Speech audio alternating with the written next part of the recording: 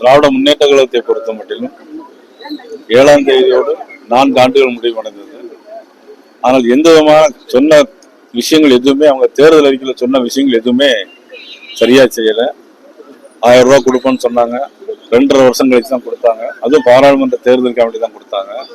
வீட்டு வரி உயர்வு, சொத்து வரி உயர்வு எல்லாம் கூட்டிக்கிட்டே போறது. மக்களால் வந்து எந்த மக்களாலும் அதை ஏற்றுக்கொள்ள முடியாத ஒரு சூழ்நிலை இருக்குது.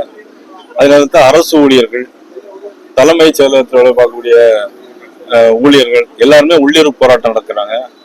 அரசு ஆசிரியர்களை பொறுத்த மட்டும் தேர்தல் அறிக்கையில் சொன்ன 177வது அறிக்கையை, பென்ஷன் ஸ்கீம் எதுவுமே அவங்க செஞ்சு கொடுக்கல. ஒட்டுமொத்தமாக திராவிட முன்னேற்ற கழக அரசு வந்து ஒரு வெகுஜன விரோத அரசாக செயல்பட்டு கொண்டிருக்கிறது. அது வெகு விரைவில் மாற்றம் ஏற்பட வேண்டும் என்று மக்கள் நினைத்துக் கொண்டிருக்கிறார்கள். தேர்தல் வரும், மாறுதலும் வரும்.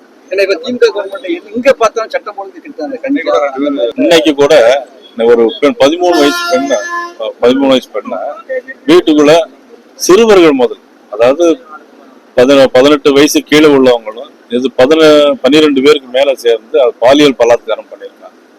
அப்புறம் கோர்ட்டுக்கு கைது பண்ணியிருக்காங்க. கோர்ட்டுக்கு போகும்போது பாத்தீங்கன்னா அவர்களுக்கு எந்த விதமான பயமுமே இல்லை.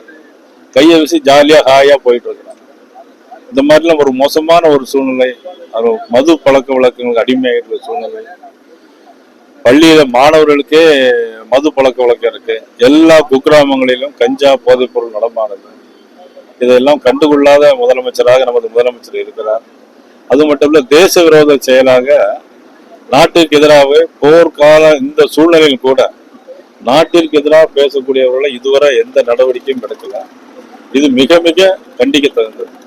இந்த தேர்தல் மறுபடியும் தேர்தல் கூட்டணியில வேற எந்தெந்த கட்சிகள் வந்து பேச்சுவார்த்தை நடந்திருக்கு? அதுக்கு காலவாசம் இருக்கு.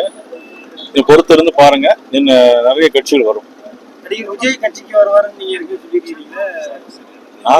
நான் சொல்லல, வர வேண்டும் அப்படிங்கிறது. எல்லா கட்சிகளும் ஓரணியில் சேர வேண்டும்.